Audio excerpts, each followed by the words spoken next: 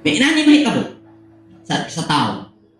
Kay bawnas dugmas Ginoo, naranasan na yung pag-ibig na hindi kumukupas na nakapag-pass-over na mula sa UHC. Kasama natin nakapag-pass-over. Amen po ba? Pero hindi pa rin nag-respond sa kanilang responsibility bilang nativity ayon sa wangis ng Elohim dahil mayroong gustong gawin. May gustong, mayroong sariling gusto. Dahil gusto nilang, kumbaga, ang realidad, hindi nila tinatanggap. Hindi nila tinatanggap ang katotohanan. Gusto nilang diktahan ng Panginoon na ito yung gagawin mo. Balikan mo kami, iligtas mo kami. Yun ang gusto mangyari. Ubal. Uncovered na. Hindi na nakadamit. Hubo. Sa ito'y kantaan eh. Nakaamgo sila nga hubo. Kinalasan na. Kinalasan. Nakaamgo nga hubo. Next. Abimael. Bisag hubo na, kahit namuhay na ng makasalanan, sabihin natin, wala na sa destiny. Wala na sa direction ang buhay. Ano ang pinagmamalaki? Ang akong amahan, mao ang Elohim. Abimael. My father is from Elohim, or Elohim is my father. Anak is Ginoo, pero ang kinabuhi, pastilan. Dili makatarunganon, walay justisya kapag panahon. Sheba pertains to wholeness on some plane of existence. Murag, ang buti pasabot ani, cycle, Sheba, cycle. Para sa pag-complete. Magbalik-balik na gud ni. Katong tanan na hitaboan mo, magbalik-balik ka dito, di ka kagawas. Sa Bisaya pa nga termino, minuon ka. Dito nga o, magtituyo ka dito. Ano to imong mundo? Mao na to yung mundo, mao na to yung comfort. Ano to imong kalibutan? Dito na. Tuyok ka Ikaw may nagama. Kuwat kas wala, nga nagtuyok-tuyok ka dito. Ophir. Alo, pinaka-excited. Ophir. Ophir, Philippines. Ang unang kahulugan, cost of riches. O sige, Bisaya anay cost of riches?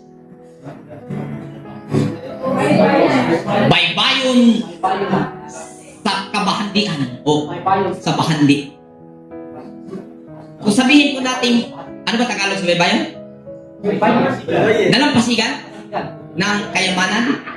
Tama ba? Ha? Sakto, dalampasigan ng kayamanan? Pag dalampasigan, anong baybayon sa mga bahandi? Yan ang wabot. O kanitanan, iyang makatunan. Yung lahat na nangyari, pag kanyang na-realize, ang lahat ng iyon ay magiging wisdom, magiging kayamanan. Ang tanong, ma-realize kaya?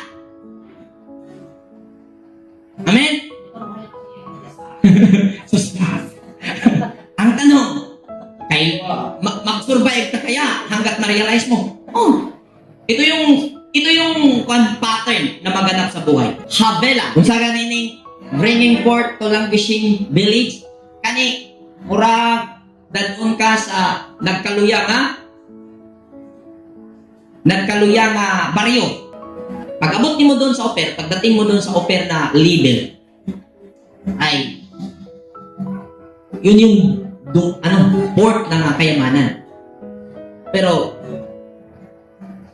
kailangan mo pang i-process. Pag hindi, ang sunod, mapupunta ka sa nayo na nanghihina. Okay lang? Kahit nanghina, basta buhay, okay lang yun. Next! Juba. Tokol Srili. Sanis. Juba. Tokol Srili. Saan yung Srili?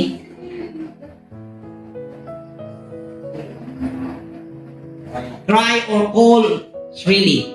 Kuan mituaw sa makusog na tingog.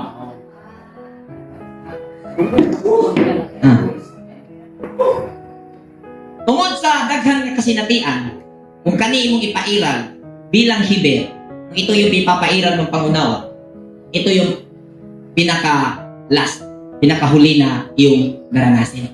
Maghahanap ka ng tulong. At ang katotohanan po, mga kapatid, hindi po pilig na daan ang ating dinaanan.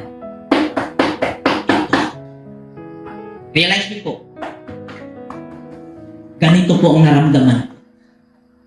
Hinanap ko ng hinanap. Salamat sa Elohim.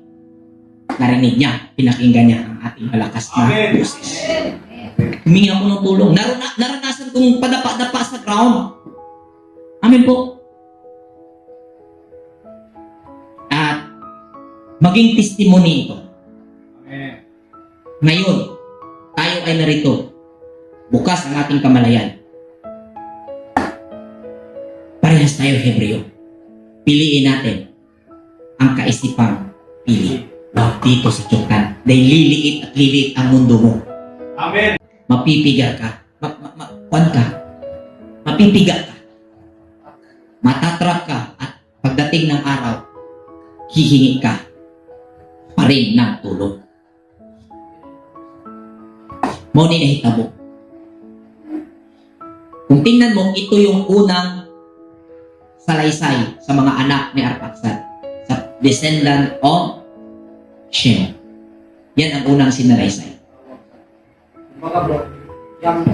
Yung parang yung Jobab, yung sitwasyon na yan, yung parang grabe yung hopeless mo ba? Hindi ka nakakita ng kahayag ba sa yung gusto na ka maghikog ba kayo? Brato ka puslanan kinabuya. Nakahon na ka ba? Nakahon. Ako na yung gawa.